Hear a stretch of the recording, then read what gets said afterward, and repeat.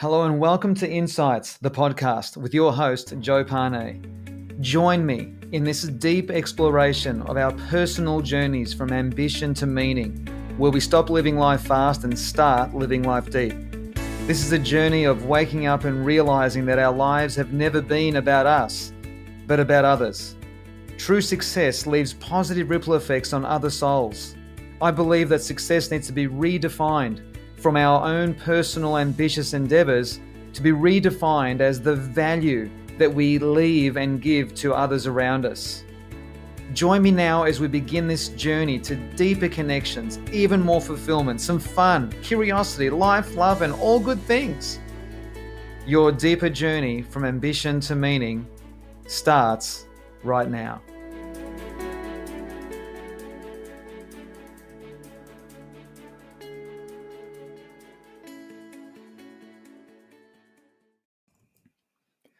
Hey everyone, and welcome to episode 21 of Insights. Joe here.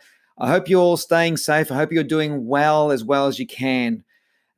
Clearly, this has been an incredible week in the development of this virus and what's going on. So let's talk about this white elephant in the room, except this white elephant is different because everyone is talking about it. So look, clearly, I am no expert on viruses or pandemics or epidemiology. However, in a weird kind of a way, it would be weird if I just rolled on with another Insights podcast into human behavior without acknowledging it. So this podcast is about human behavior, but it's in the frame, it's in the awareness, in the address of this particular, weird, extraordinary, bizarre circumstances. So let's be very clear. This situation sucks. It sucks for all of us. For some, it sucks for a lot more than others. It is a difficult situation that is bringing out the worst and bringing out the best in people. Let's be very clear on that one too. Extreme situations bring out the extreme in people. In extreme situations, the masks fall away and we see the truth of people's characters. For some of us, it's more kindness and courtesy. For others, it is scarcity mindset on crack, like crazy stuff. For some of us, it's an opportunity for deeper introspection. For others, it fulfills their addiction to drama. For some of us, it is an opportunity to be an example of what we want to see more of in the world. And I'm not talking about more of the virus. I'm talking about more kindness, more compassion, more gratitude, more patience, more love. Just a couple of days ago, I went for a run. This was on Sunday. Just a couple of days ago, literally, with a few of my running friends. And there was a delicate layer of vulnerability in the air. It was actually beautiful.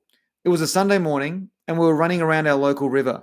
Cyclists, runners, and walkers alike seemed so much kinder to each other, to us, and more courteous to all of us, to each of us.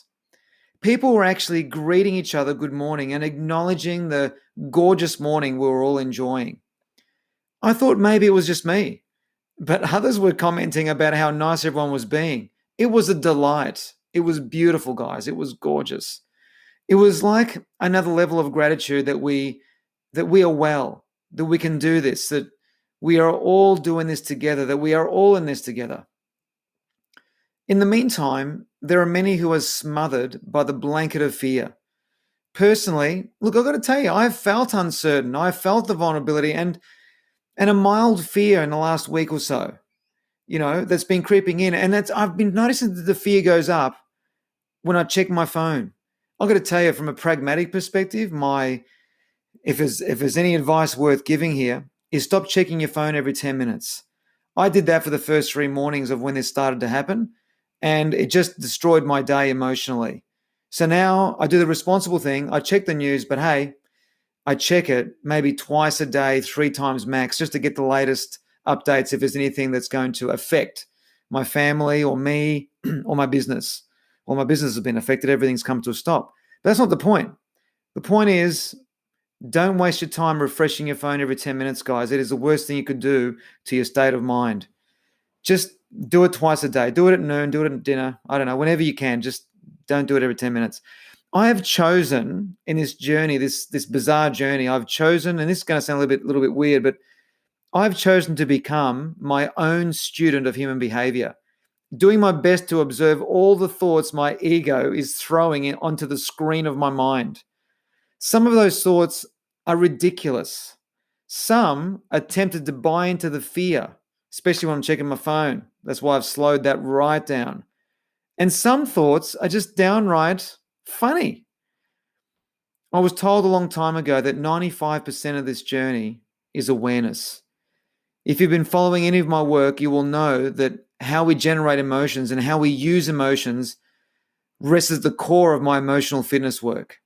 We can choose whether to buy into the fear and starve others so we can hoard for our own nest, or we can choose to calm the farm and try our best to put things into some kind of perspective.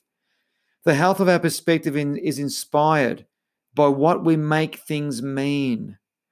What we make things mean influences our emotions and how we feel. Our emotions, and this is really key, our emotions don't respond to facts. Our emotions respond to our perceptions of the facts. Our perceptions are influenced directly by what we focus on. What we focus on, we then derive a meaning from, and that meaning we have made induces a flavor of emotion. Look, the challenge we have right now is that everything in relation to this virus is changing every day, in some cases almost by the hour. This focus point, this choice point, this perception point will direct our emotions. Our perceptions are influenced by the meaning we give things. Perhaps very soon for a lot of us, we'll find that we're going to suddenly have a lot more time than what we would like to have, or maybe that we want to have. Certainly not in these circumstances. But we probably will be having a lot more time on our hands than what we used to. The question is, what will you and I do with this opportunity? Will we continue to exacerbate our fear by focusing on the array of factors that are completely beyond our control? I mean, we could easily spend every waking minute scouring the internet for all of the facts and the made-up facts of what is going on. This is a choice point, a focus point, a perception point which completely colors and flavors our entire emotional range, which means our entire experience. Remember, please remember, our experience of our own realities is completely affected by how we feel about it. Same physical environment, same physical location, same physical people, but completely different experience because of our emotional state. For example, I remember many years ago when my grandfather passed away after a long episode of Alzheimer's combined with bowel cancer. This was a truly horrendously confusing time, to say the extreme least, for my grandfather and for those around him. It was a truly very difficult time for him and his direct family. I remember many nights crying at what was happening. This was a very loud and clear demonstration on how vulnerable we can all be. The day of his funeral, everything slowed down, and at the same time, everything was very, very quick. The church was next door to my house, my home, my happy place. Yet because of the significant shift in focus, in perception, in meaning, that day my happy place was a completely different experience. It was a completely different world. Nothing had changed except for my perception of it. You might say, well, Joe, everything had changed. Your grandfather had died. Yes, that's a fact. The point I'm making is that in extreme situations or unique situations, our perceptions are flavored completely by how we feel about it, and that completely colors our experiences. And we need to be aware of this because we're going to be going on a roller coaster of emotions, of perceptions, and the whole gambit of this emotional stuff that I talk about. It's going to be a roller coaster. The emotion that filled me that day with my grandfather passing completely altered the flavor and color of my reality. With awareness, we can begin to realize that there is a gift in everything we experience. Now, I don't want to sound all platitudinal and all that kind of thing, but please let me share something with you, and that's this. One day, not yet, but one day we will realize that this virus didn't happen to us. It happened for us. And I'm not talking about you and me necessarily on a personal level. I'm talking about humanity. I'm talking about what this will one day perhaps reveal. I mean, the awareness that all had changed. This is going back to my grandfather's funeral. The awareness that all had changed The only thing that had changed was my perception. Because, guys, there are people in the world who celebrate the passing of a life. They have a full-on party. So it does come down to perception and meaning. Every ounce of the physical environment of when my grandfather died was the same. Awareness of how we generate our experiences empowers us to influence how we change the way we look at things. As Dr. Wayne Dyer used to say, bless his soul, if you change the way you look at things, then what you look at changes. My grandfather's passing later on after he passed, it gave me some great gifts. I couldn't see any gifts in the moment, but later there were great gifts. It gave me the gift of seeing that the little things that would bother me or annoy me mattered less or didn't even matter at all. Suddenly what mattered most became abundantly clear. The importance of telling the people that we love them, but in a very real, caring way. My future took on a different meaning. There was an expanded, deeper awareness of the importance of not only taking care of our bodies, but just as importantly, taking care of our spirit. Our spirit is affected by the company we keep, and that company includes what we read, which in turn affects what we talk about and think about most of the time. My order and value of priorities became clearer. There were blessed opportunities to introspect and revalue my place in the world. That this world is not for the taking and getting, but it is for the giving and enjoyment of the blessed experience of living. It seems highly unlikely that you and I will find ourselves, it seems highly likely that you and I will find ourselves in pause mode from our daily grinds, our pursuits, or even pressures. Not all of us will be in this situation, but a lot of us may be in that situation where everything comes to a temporary halt. And what opportunities will we connect with then? Personally, well, to me, it gives me more time with my sons, more time with my wife, heaven help her, and also time with myself. I'll go running in the middle of the night if I have to, whatever. It provides an opportunity to spend quality time to work on aspects of my business which need attention. It perhaps will give us, perhaps it will be an opportunity to become even more aware of the things we may have taken for granted and things that we have more time now to be grateful and appreciative for. This situation, like everything else, will pass. It will be contained. It will be resolved. And I can tell you now that new truths about our world will be awakened, revealed, and discovered. The uncertainty for us all is that we don't know how long this will take. One of the best remedies for dealing with uncertainty, as you've heard me share on past podcasts, and if you've been to my live workshops, is I've shared that it's not the remedy, it's one of the remedies for dealing with uncertainty is by connecting to our need for certainty. And one of the ways of doing this is allowing ourselves to discover new or even old activities that we can re-immerse in or immerse in for the first time. This is a phenomenal opportunity to take a deep dive into exploring and discovering a hobby that sings to our soul, something that attunes to our natural strength, something that gives us a sense of flow. Mihayli Csikszentmihalyi wrote a book called Flow back in 1995, and he said, flow is experienced when the challenges posed by an activity or goal are balanced with the skills that one brings to it. This generates an unconstrained sense of time and intense engagement in the activity or pursuit of that particular goal. I reckon go ahead and discover what that means to you. Why not? Finally, and most importantly, do know that we are all in this together on many levels. On the level of our physical, spiritual, emotional, and financial well-being in some cases, or in most cases. This is an opportunity to introspect on what matters most, what matters least. This is also a great opportunity to go on a gratitude rampage.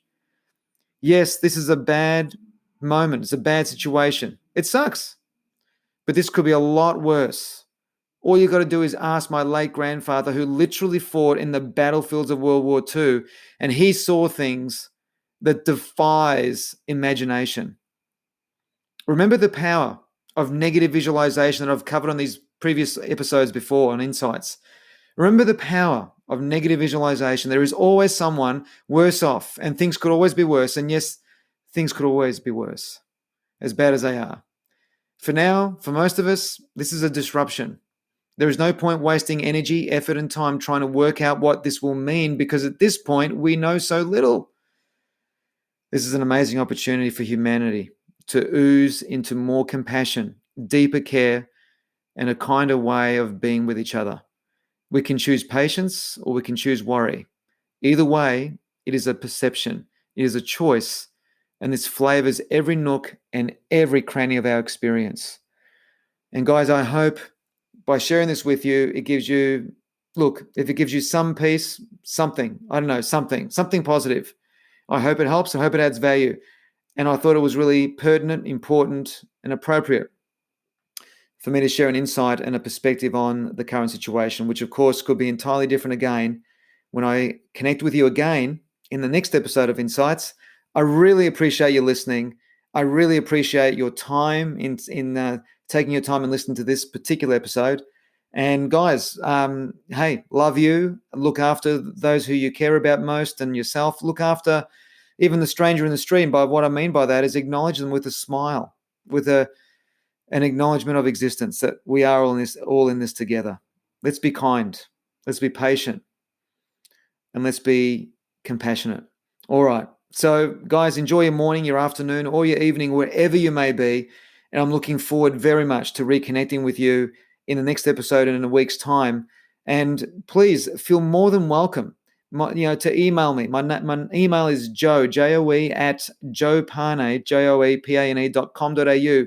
If you want to directly send me a message of whatever you thought of this podcast. And if you didn't like it, please don't send me an email. Okay. All righty. So enjoy, all the very best, and reconnect again in another week. Thanks, guys. Bye for now. I'm Joe Pane, and you've been listening to Insights, the podcast. Thank you so much for joining me. And if you're thoroughly loving the journey of these messages, please feel more than welcome to leave a review. And be sure to leave a comment on what you've been learning and how useful this has been to you, and how you've been sharing this with those around you. Thank you so much for joining me, and I'm looking forward to being with you again very soon in the next episode of Insights, the podcast.